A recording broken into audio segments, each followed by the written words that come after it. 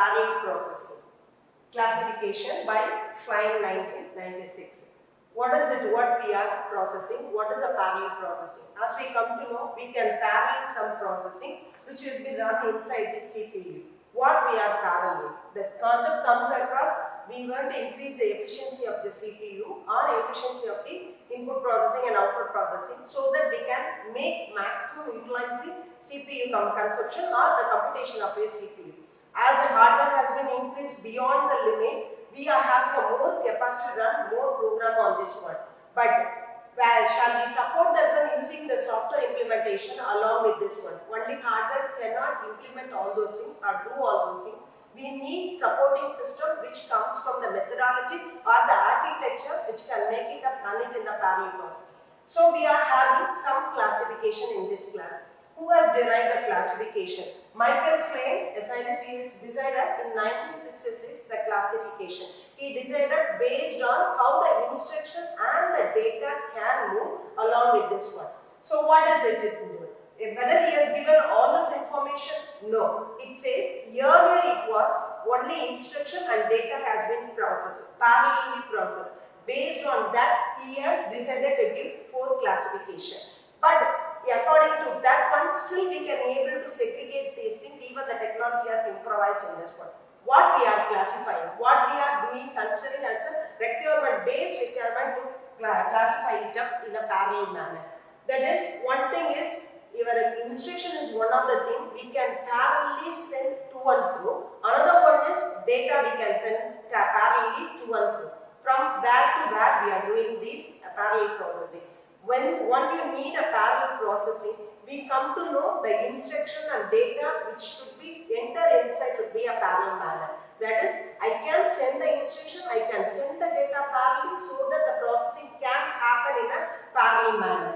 Now we can see how the instruction and data can parallel, and based on that classification can happen in this one.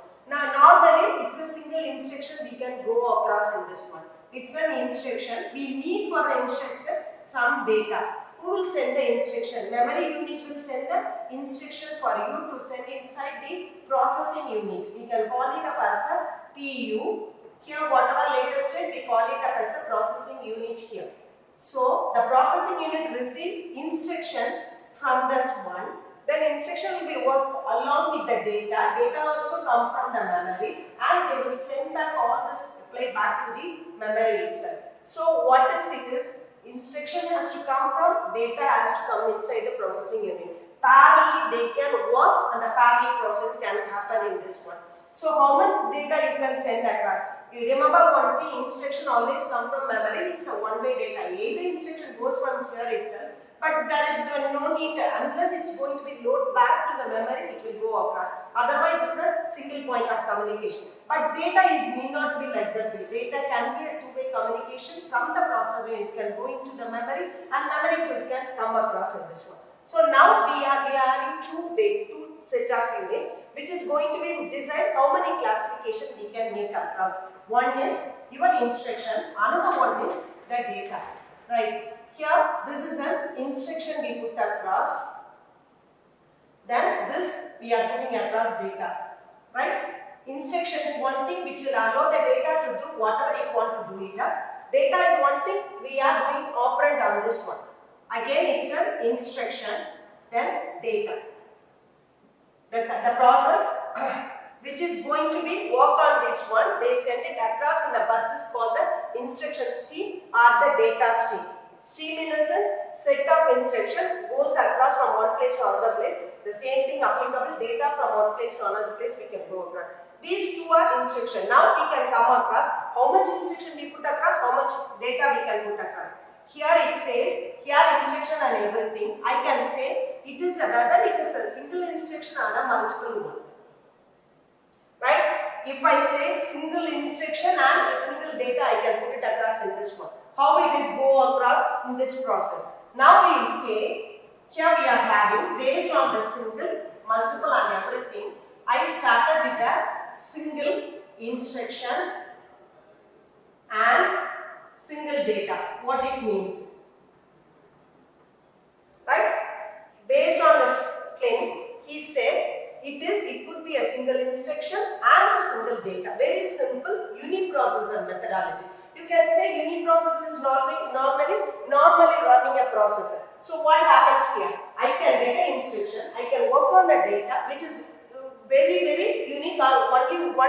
data, one set of instruction. Either I put an add on a plus b, or I can load some instruction, or I can store some instruction. Any instruction comes across a single instruction, single data. It completely comes under uniprocessor. Now we are having it up as a single data. If there is a data pool or data available in this one, it is going to be a pool. Then I can say it gets into processing unit.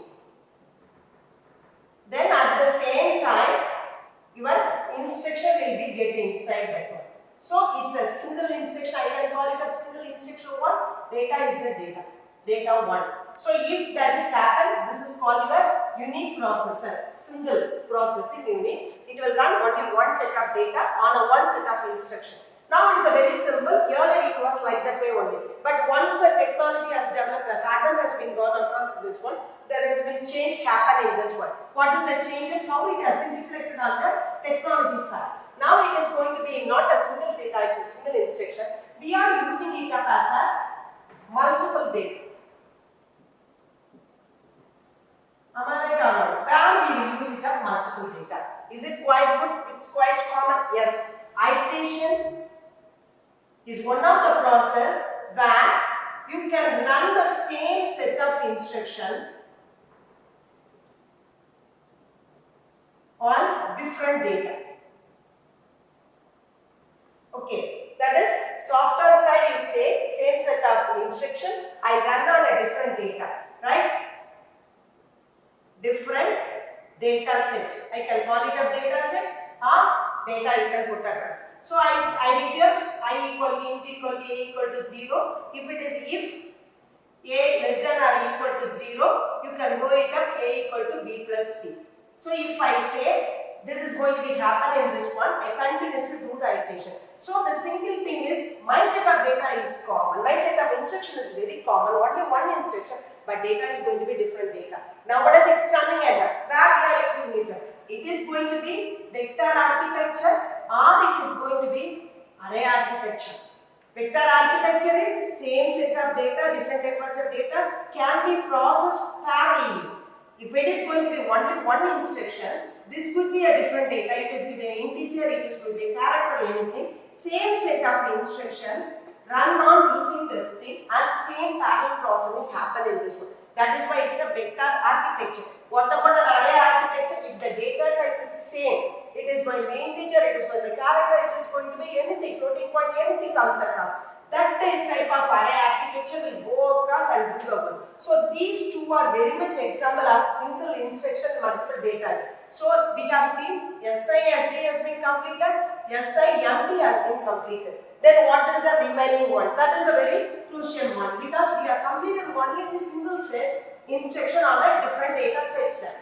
Now we are having it up in this one is multiple instruction on single data. Is it possible? Yes, it is possible. But it is a very crucial one. It is never run on your earth side. It is always happen in the space shuttle. Practically, it is not a very much interested or very much in the parallel processing side. We normally go across in the space shuttle side. So it says multiple instruction on a single data set. How it is possible? It is a data set is going to be get inside. Whichever data you want, you can pick it out there. Then it is getting into the PU. That PU is called processing unit in this one. Then the same data set can be going to another PU. Right? The instruction can be come from different. So this is your instruction pool. So the instruction can come from in this one. So I am sending the same data to everybody. Then it happens instruction could be different from this one, not the same setup. So I can add multiplication or same set of data. It could happen in this one. But that is a higher level of application only happens in the space shuttle side. It is not going to happen in the normal side. So this multiple instruction or the single data set is one of the highest level of instruction or parallel processing one, but that is not applicable in the normal level of computation process. But that has its own purpose. They have applied in the space shuttle side. Now we are entering in the last one. What is it and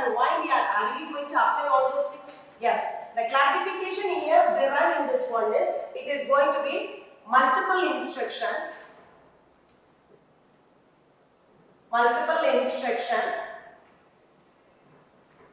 with multiple data set.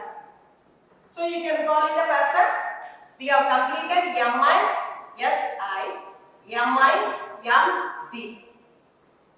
this is SMI, you can put it up this way, MIMD. So multiple instruction with multiple data set. Then you need lot of energy and put across and say, this is possible in this one. Yes, that is the real crush of using a parallel processing. How we can go across using the multiple instruction with the multiple data set. That is, you can have normally we used to have a data pool that is relevant to this one. Data pool is available in this one. Then we can put across how many of this one. It is going to be a ID. This is going to be a PU. I can write it up this way. Right? I can have a different PUs. Processing unit. Real crunch of using the parallel processing come from this one. Whatever we have seen earlier, that is giving a small, little bits of some parallel processing. But when it comes across the real processing one, here we are having a processing unit, different set of processing unit. The same set of data go to different PU, right? Because I don't know whether that is going to be on the same set of instruction, right? That is a different PU. The same thing is going to be, I have an individual instruction unit which will supply the instruction to this one. So I have another instruction unit which can give different set of instruction for this one. Right? It seems to be there are parallel processing happen on instruction and the data sets.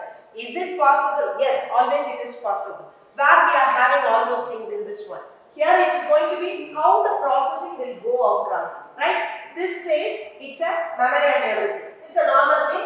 We are having data pool, PUs, different PUs are running across in this one. Then they are getting instruction from different unit. They are also doing different processing. Now everything is very clear. We are having SISD, SIMD, SISD, MISD, MIMD. Now what we are having it up is how these things will share the memory in this one. I can say this is a very unique one. No need to worry about how they share the memory, no need to worry about how they share the input processor. Everything is very simple. So we need not worry about how these things will go across. But once there is a multiple calls has been comes across, or I can say multiple way of explaining comes across, I have to do the work here. What is it that? It is multiple data set. Shall I have to do? I have to share the memory in this one. Yes, I can share the memory in this one. How it is possible in this one? Memory is going to be here. We can say if I am having a different set of data, then there is no need to worry about all this one. Already our memory is going to be here. That has been divided into different blocks. So it is going to, the data can be fetched by the instruction sent into the PU. According to instruction, we can send it to the PU. So memory sharing started with the multiple data you can come across. As data is not going to be reside in the PU or the processing unit or CPU, you can call it up. Need not worry about how the sharing happen in this one. But when you go across multiple instructions, there the problem starts in this one. Where the problem starts. See, normally a processor is going to be, single processor unit is going to be run across using any set of instruction and the data set inside. They will produce a result here. Whatever the result may be, it can be an instruction, it could be a data. This is a result is going to be comes across in this one. Whatever it result may be, it could be a store, it could be a load, or it could be an addition, anything you can say it up there. So this is a processing unit. But here, multiple instruction comes across, we have to send multiple instruction in this one. Then it could be a single data. These multiple instruction which we are talking about should be reside in this one or should be fetched from that one, or I should have a sharing memory within the CPU so that I can fetch all the instruction, or it has to be fetched and put it inside the CPU before the whole instruction processing starts in this one. Data can be rich parallel, but instruction is an important factor we come across. So these MIMD, when you speak about the MIMD, that is a very much way of sharing the memory is going to come across. multi-processor, multi-core or multiple sharing memory, anything comes across. I can share the memory in a network manner, or I can share the memory or increase the memory using the cache, or I put across a small memory in the PU or the CPU so that they can share it up there. So sharing is going to create higher processing here. What the processing say? If I have a 3 or 4 processes running parallelly, I want to know what is the data set it is working on, what is the instruction it is working on, what is the status it is working on, which are the processor it is catching in within itself. So everything goes across when one processor, when you say it's a parallelly you are running it up the multiple instructions. So I have to set up status of all these things stored in this one. When something happens, the OS says you have to stop everything, they have to store all the status at the parallel level and to attend the OS in this one. So when you say multiple here or here anywhere else, whether it's a single data, whether there's a multiple data, you have to make sure this sharing should be proper. Interprocessing communication should be very much proper. One to another, one is getting inside, another has to stay apart from that one, so that the processing unit can work on only one single data. If it is going to be parallelly so many processes runs across, you have to make sure the processor should not get attention, or it should not catch a processor in this manner and keep it with itself so that everybody will be starving up. So when you go across these things, issues will be rises, and how the issues will be handled in the later stages we can go across. Thank you.